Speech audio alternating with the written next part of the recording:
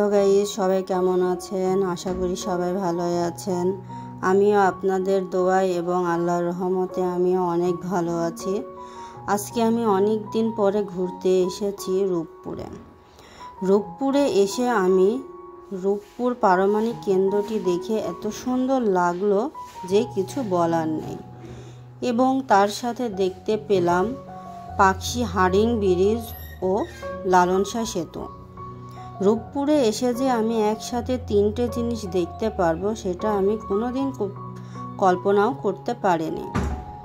রূপপুরে হাডিং ব্রিজটি দেখে আমার এত সুন্দর লাগলো যে সেই কি মনোমুগ্ধকর দৃশ্য ছিল।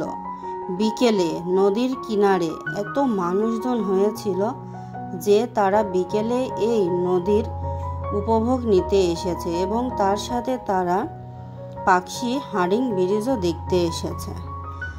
আমি রূপপুরে গিয়ে রূপপুরে পারমাণবিক কেন্দ্রটি এত কাছ থেকে দেখলাম, এত সুন্দর জায়গা। আমার মনে হচ্ছিল যে আমি এখানে বারবার ছুটে আসি।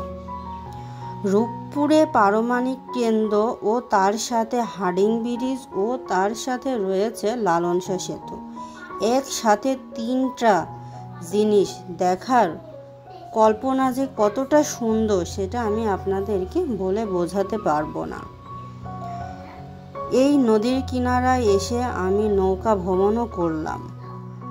রূপপুরে এই হাডিং ব্রিজ, লালন শাহ সেতু ও রূপপুরে পারমাণবিক কেন্দ্র, এই তিনটে জিনিস একসাথে দেখা যায় সেটা আমি কোনোদিনই জানতাম না। এখানে এসে আমি এই প্রথমবার এই তিনটা জিনিস দেখলাম। এই হাডিং ব্রিজের নিচে বিকেলে প্রচুর মানুষের ভিড় হয়, তারা প্রতিদিন বিকালে এখানে ঘুরতে আসে। তো আজকে আমি এই হাডিং ব্রিজটি ঘুরে দেখলাম, আমার কাছে অনেক সুন্দর লাগলো। আপনারাও যারা রূপপুরে আসতে চান তারা রূপপুরে আসলে একসাথে এই তিনটা জিনিস দেখতে পারবেন।